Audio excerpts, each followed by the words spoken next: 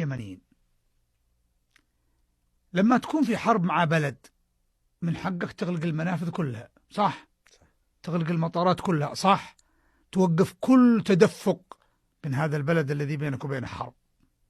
هل عملت السعودية شيء من هذا؟ أبدا.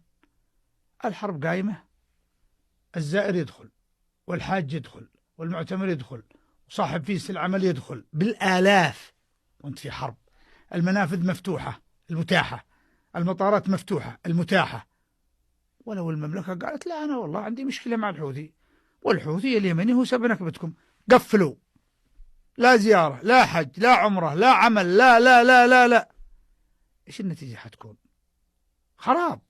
لكن المملكة تنظر لليمن غير هذا النظرة التي يريد الآخرين أن يصوروننا، فهي تنظر لليمن نظرة أخوة، نظرة أنهم هؤلاء جزء منا، جانب إنساني، جانب أخوي. هذا واحد. اثنين، جيب لي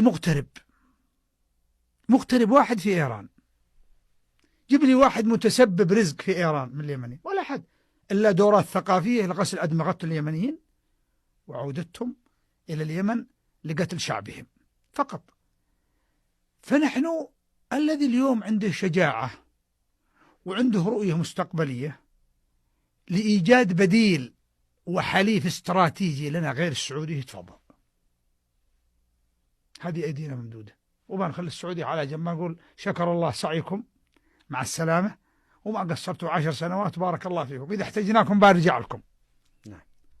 والبديل اليوم دول الخليج كلها والدول العربية مغلقة على الفيز اليمنية، لا يستطيع اليوم مغترب أن يذهب إلى دولة خليجية للعمل إلا نادرا. واليوم القنصلية السعودية في اليمن مفتوحة في جدة، كل شهر بالمئات من المقيمين اليمن يدخلوا ويشتغلوا. في أي بلد سيكون هذا وانتم بينك وبينه مشاكل؟ يا جماعة قليل من الإنصاف. مش احنا لسنا بقر ولسنا أغبياء ولسنا عميان، وبعيد عن المزايدات هذه كلها. شيء عند الناس بديل للمملكة نقول لهم مع السلامة، لكن ما في بديل. أنا ما وجدت كيمني في ظهري إلا السعودية في كل المراحل، وإذا أحد وقف معي مؤقتا أو موقف سياسي معين، لكن أن يبقى يتحملني طيلة هذه السنوات كلها وطيلة هذه الفترات كلها، وارجع أطعن فيهم وأتكلم عليهم وأسيلهم وأجرحهم وأسبهم وأشتمهم، أعتقد هذا ليس من الإنصاف.